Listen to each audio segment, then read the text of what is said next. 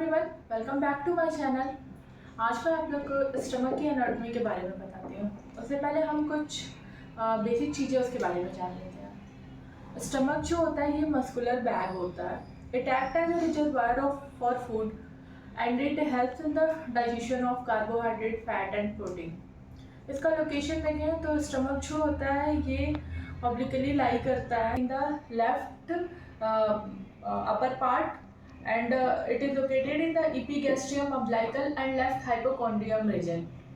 फिर अगर हम इसके साइज की बात करते हैं तो ये जो होता है ये इसकी लेंथ जो होती है 25 सेंटीमीटर लॉन्ग होता है। फिर इसके शेप की बात करते हैं तो जो हमारे नॉर्मली ये जो होता है एक्टिव पर्सन में ये कुछ जे शेप का होता है। जो टॉल और थिन पर्सन होते हैं इनमें ये कम्प्लीटली जे शेप का होता है, और जो बहुत ब्रॉड चौड़े लोग होते हैं उनमें ये हॉरिजेंटली लाई करता है।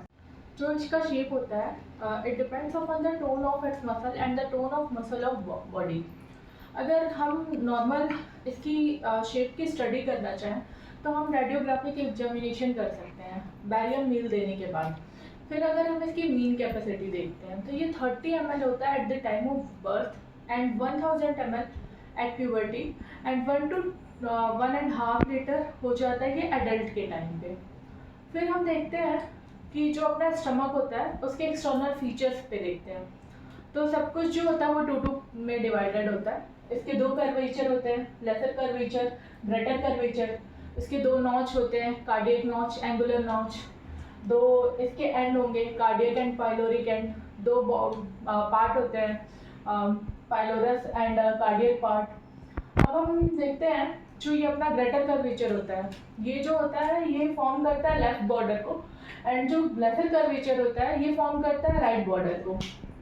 ठीक है, और ये जो अपना होता है पार्ट डिवाइड होता है कार्डियक और पाइलोरिक पार्ट में डिवाइड होता है। तो जो कार्डियक होता है ये बॉडी में और ये फंडस दो पार्ट में डिवाइड हो जाता है, और जो पाइलोरस होता है ये पाइलोरिक एंटम और पाइलोरिक कैनाल दो पार्ट में डिवाइड होता है। पाइलोरिक एंटम और पाइलोरिक कैनाल जो है ये एक दूसरे से सल्कस इंटरमीडिएट से डिवाइड होता है जो कि ग्रेटर कर्वेचर पे लाई करता है। पाइलोरिक एंटम की लेंथ जो होती है वो 7.5 सेंटीमीटर लॉन्ग होती है, और पाइलोरिक कैनाल जो होता है ये अपना 2.5 सेंटीमीटर लॉन्ग होता है। फिर जो अपना ये कार्डियक पार्ट होता है ये दो पार्ट में डिवाइड होता है, बॉडी और फंडस में। तो मोस्ट ऑफ द जो अपने सेक्रेटरी सेल्स होते हैं ये यहीं पे होते हैं। म्यूकस सेल प्रेजेंट होता है यहाँ पे, फिर क्या कहते हैं चीफ सेल प्रेजेंट होता है, और फिर इस पे पैराइटल सेल्स भी प्रेजेंट होते हैं जो कि एचसीएल को सिक्रेट करते हैं। जो बॉडी होता है ये पाइलोरिक एंटम और फंडस के बीच का पार्ट होता है। फिर हम देखते हैं पाइलोरिक कैनाल जो होता है ये नर्वस पार्ट होता है। Most of the pyloric glands जो होते हैं ये इस पार्ट में प्रेजेंट होता है।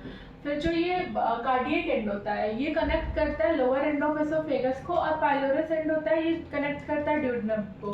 होता है ये अपना stomach lower end of oesophagus से स्टार्ट होके और ड्यूडेनम में ओपन होता है। जैसा कि मैंने आप लोग को भी बताया कि जो अपना स्टमक होता है उसकी लेंथ होती है 25 सेंटीमीटर। तो हमारी बॉडी में और भी डाइजेस्टिव ऑर्गन है जिनकी लेंथ होती है 25 सेंटीमीटर। इसको हम एक ट्रिक से याद कर सकते हैं, जैसे कि pseudo, S for stomach, U for ureter, D for duodenum and O for esophagus। Thank you for today. Next video में मैं आप लोग को स्टमक की ब्लड सप्लाई के बारे में बताऊंगी और उसकी लिम्फेटिक ड्रेनेज और नर्व सप्लाई के बारे में बताऊंगी।